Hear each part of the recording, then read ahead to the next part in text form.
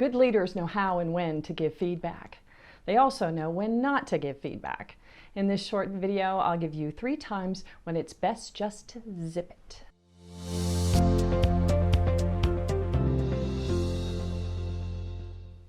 Hi, I'm Lydia Richards, CEO of Teamworks. We create follow-worthy frontline managers in a 13-hour program.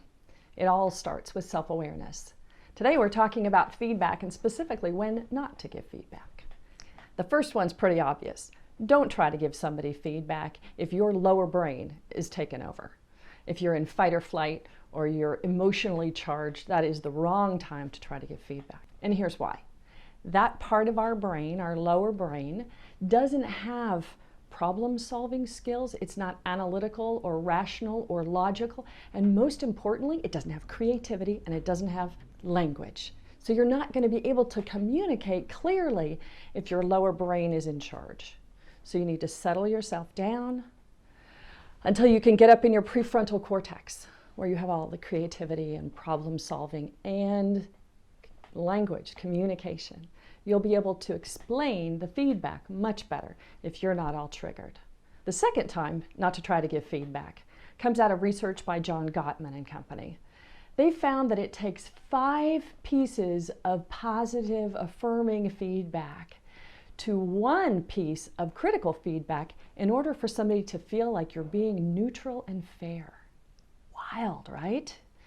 That means if you're not caught up giving people feedback that's positive and affirming and appreciative, you try to give them negative feedback or critical feedback and it's likely to get them again triggered, or they're not going to be able to hear it as well.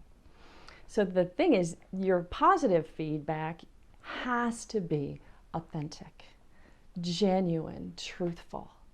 I suggest you make a habit of appreciating, noticing what's going right, mentioning it to people. That way when you do have some critical feedback that you want to offer, they're going to be able to hear it because it's coming in a balance with a lot of positive feedback that's going to feel, again, just balanced. Okay, last one. Don't give feedback just because something that somebody's doing bugs you. If you get irritated, annoyed, or frustrated at somebody else's behavior, that is not a reason to ask them to change it. That is a reason for you to look inside and to work on that part of you that finds other people's behavior irritating, frustrating, annoying. Because you're never going to get the world to line up the way you want. Never. So it's easier to change your own thinking than it is to go out and try to change other people's behavior. If you're wondering, is that me? Do I do that? Well, here's a good test. When you get behind the wheel of a car, do you get annoyed by how other people drive? Do you get annoyed because the checker's too slow in the supermarket? Or do you get agitated because the person next to you in the restaurant is speaking too loudly? If you do, that's an indication that you have work to do. Don't try to get other people to stop doing what bugs you. So if that's you, I have a gift for you. I wrote a book called The Snow Globe Effect. The idea being, if your mind is agitated, it's like a snow globe agitated, it's hard to see anything clearly. If you can learn to settle your mind down, then a lot less things will irritate you. You can get my book on Amazon, but you can also download the entire thing for free on thesnowglobeeffect.com, and it has an app that comes with it that's free as well.